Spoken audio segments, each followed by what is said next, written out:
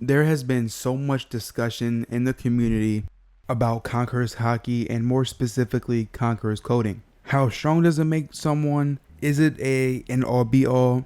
And who else has it? Well, in today's video, I want to talk about all those things because this is such a hot topic right now that I have to get my 2 cents out in this. But before I get into the video, if you could please hit the like button, subscribe, turn on post notifications, and go in that description and hit that Discord link. It will be greatly appreciated. It only takes a few seconds and makes a tremendous difference. So firstly, I want to start out with the actual power of the Conquerors Haki and the Conquerors coding. So just to give a little insight, everybody thought that Conquerors Haki wasn't going to be some type of, offensive thing in a one-on-one scenario. But there were a few people that, thought there was always going to be something. It just didn't get revealed yet because he's not going to make the most useless Haki and make the MC of the story, which gets like 99% of the shine, specialize in this Conquerors Haki and just have it be, fodder control and everything. And when it was finally revealed, it looked very strong. It was in the olden flashback with Roger and Whitebeard using it and not even touching each other. That's how powerful it was.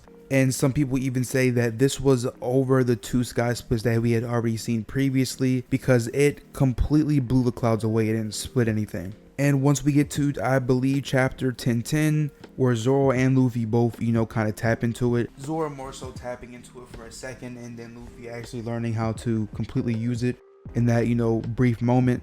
People immediately push Luffy up this power scaling ranks tremendously. And it's just been absolutely crazy since that point. And the second to last chapter of One Piece that we have seen, we get a moment with Zoro where he actually unlocks this and knows how to fully use it.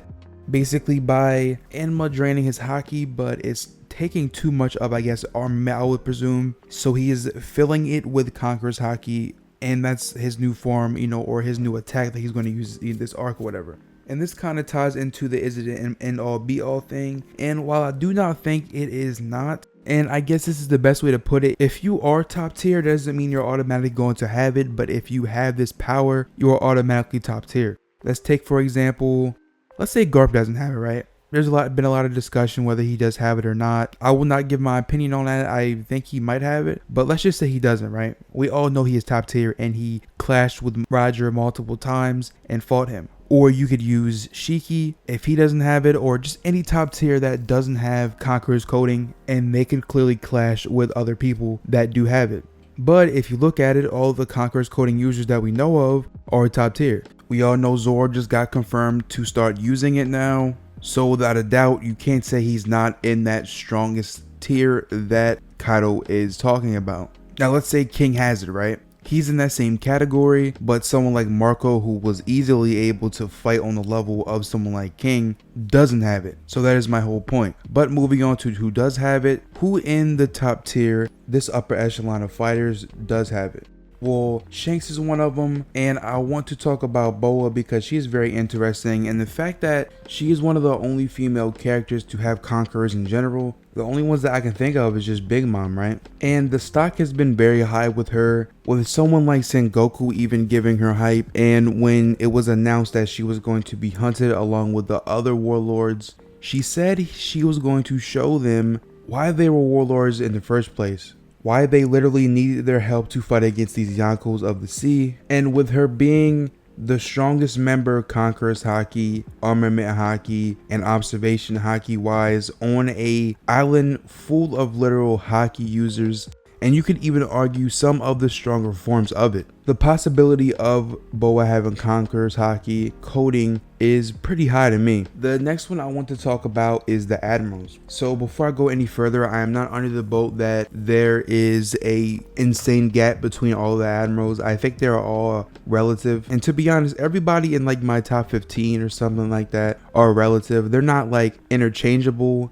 the bigger the gap they are, but they could go the distance with each other in my opinion. And that's why I am under the assumption that either none of them have it or all of them have it, because there is a prerequisite strength level to be an admiral after all. And Akainu does have the ambition to be, someone of high level. I feel like him and any other of the admirals that actually have Conquerors Haki, it's either they all have the coding or they don't. And when you kind of get into like the qualities of a king, it kind of gets tricky because you look at someone like Katakuri who doesn't have any noticeable kingly ambitions, but he has it. But then you look at someone like Sakazuki, who is running the Marines and has made it the strongest it has ever been, that literally had a battle of the wills between Aokiji. It's kind of hard not to say he doesn't have it. And I would apply that to Aokiji at the very least.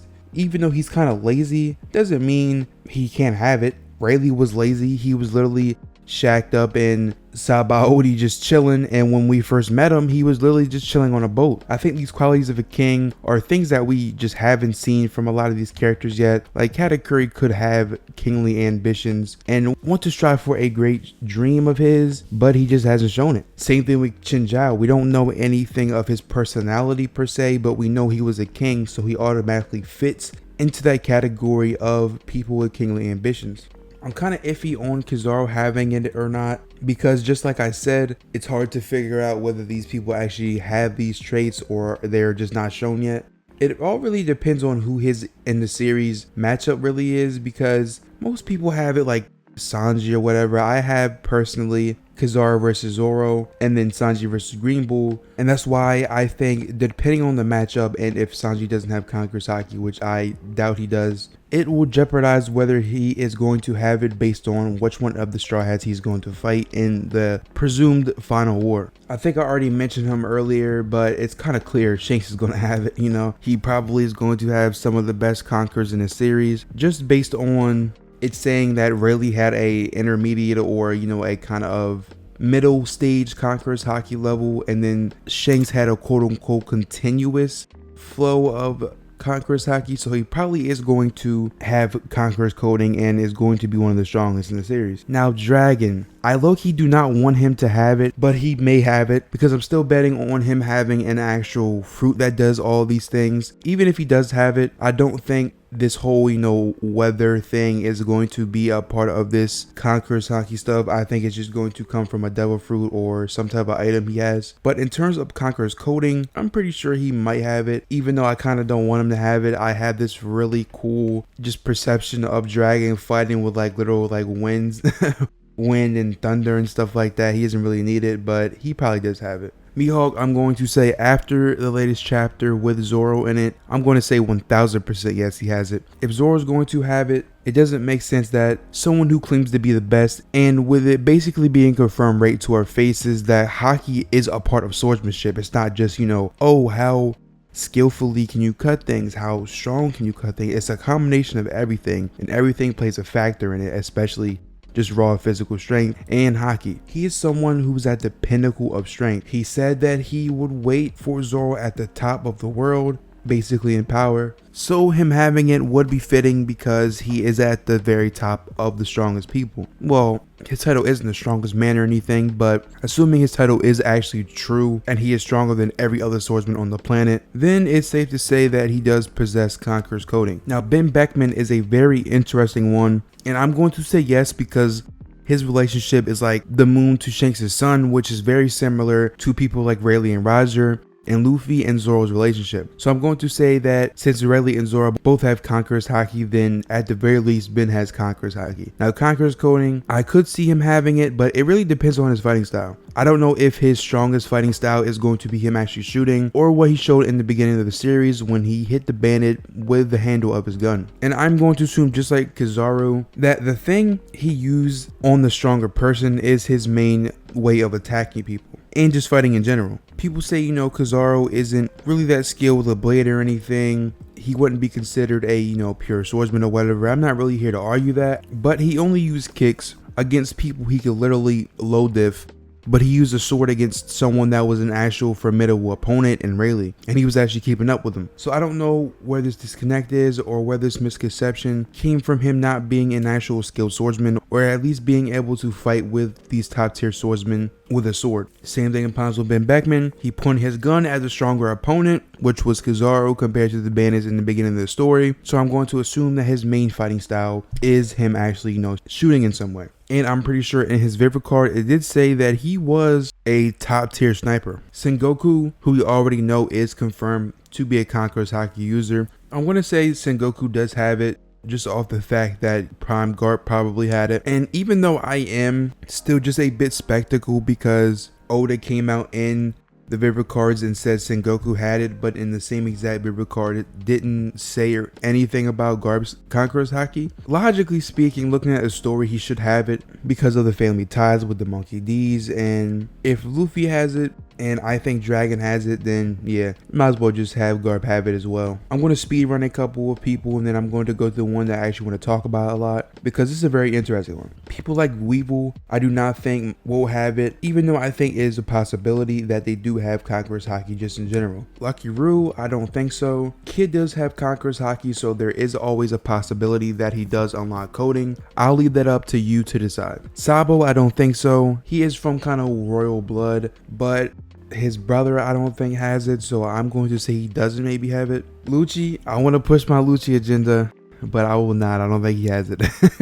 It was stated that he did have Haki during the fight with Luffy, and he just got it stronger during the time skip, and it looked like he was kind of using the mission Haki, so that's pretty cool. Shiryu is a very interesting one because his opponent will presumably be Zoro, so him having it would fit, you know, with the whole king versus king thing they've been trying to do. He's stepping into this king role, as King the Wildfire said, and he wants to be someone who has kingly ambitions. So if Luffy, since Dressrosa has only fought kings, it's safe to assume that now that Zoro has it, he will only fight kings as well. And I think at the very least he might have Conqueror's Haki because he seems to be a kind of leader himself, but he just wanted to kind of join in on this quick scheme of Blackbeard just to get a quick, you know, come up. So he is a subordinate, but you know, there's a lot of other people that were subordinates that have Conqueror's Haki. But I want to talk about his captain mostly because this is a very interesting one. So there is a part of me that says, okay, he has probably the biggest dream in the series, which is going to be similar to Zebek's, you know, to rot the world in flames, probably become the king of the world, not the king of the pirates. He has bigger dreams. So in terms of that, yeah, he should definitely have it, and I'm kind of swinging on the side that he does have it.